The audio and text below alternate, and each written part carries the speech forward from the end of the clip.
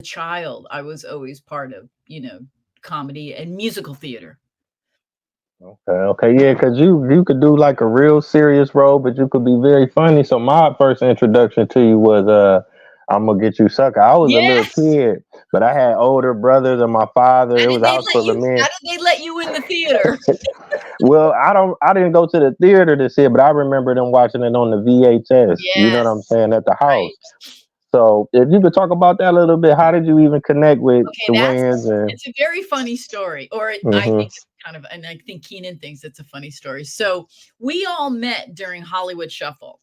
Okay, so when we did Robert Townsend and Keenan Ivory, that was their project, Hollywood Shuffle, and that Wow. was a gem. I mean, that catapulted many of us into larger careers. We never knew at the time that that was really going to be our signature film. And from Hollywood Shuffle, we did the Hollywood Shuffle comedy episodes for HBO.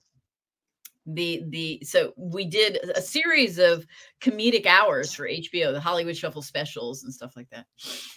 And Keenan and Robert went their separate ways to do different projects. And Keenan called me and he said, "Listen, there's a movie, I want to send you the script, but there's a role that I'd love for you to do, and the role is called Cherry. The name of the role is Cherry." So I read the script and I was so disappointed because I wanted to play the Don Lewis role, which was the girlfriend of of Keenan's character, because I just thought, oh no, I should play the girlfriend. It's a Cherry only has a few scenes, and so I said no. And Keenan called me and he said, "Now listen, I think you can really bring something to this role, and let's just have fun like we did." So I completely, changed my ego, because that's what got in the way, my ego. And we brought Cherry alive, and I think that is probably my most recognizable comedic role, because it not that I ever thought it would be, but it is really iconic in the lexicon of African American films, comedy films. Cherry will live on forever. Yes, indeed, man. You did your thing with that one. I was just watching it again. You know, it's still funny. Like, some stuff you watch it be old, but man, it was refreshing to see that.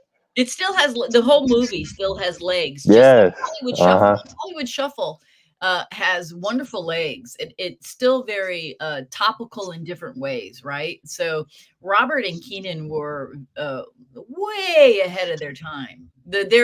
Those films are aging quite well. Yes, definitely. Hollywood Shuffle, man. Let me see. Okay, now I gotta ask you about Strictly Business. Yeah. What was that like? Doing that, was Holly Berry was in there, Tommy Davidson was in there. You done worked with some icons. Well, that was how I think that could have been Hallie's first feature. She was very, very new to the business, and Kim, Kim Coles.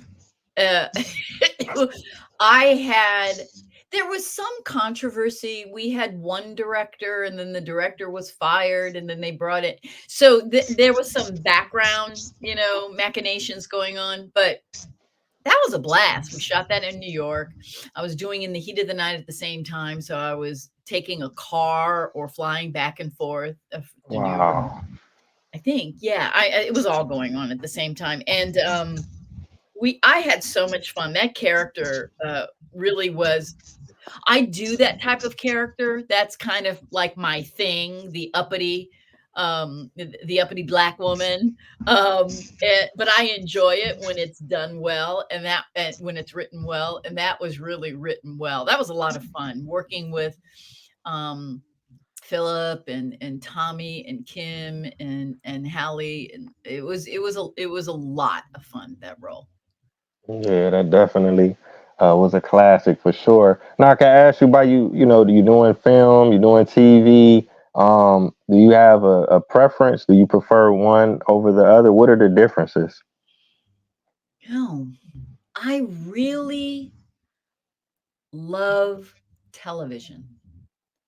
Um, if someone said, "Okay, this is going to be the last series you're going to do," in the span of time, what type of series would you like to do?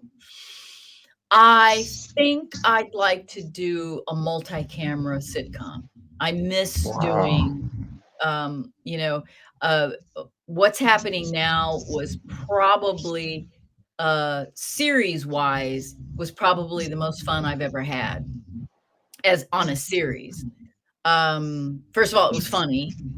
Ernie was is probably the funniest person I've ever worked for outside of Raven Simone, who is without question the funniest actor I've ever worked with. But Ernie was wonderful. The whole cast was wonderful. It was that was a lot of fun. So I think if I had my druthers, I would do multi-camera because you have a live audience. You're feeding off the audience. It's the closest thing you can get to doing theater.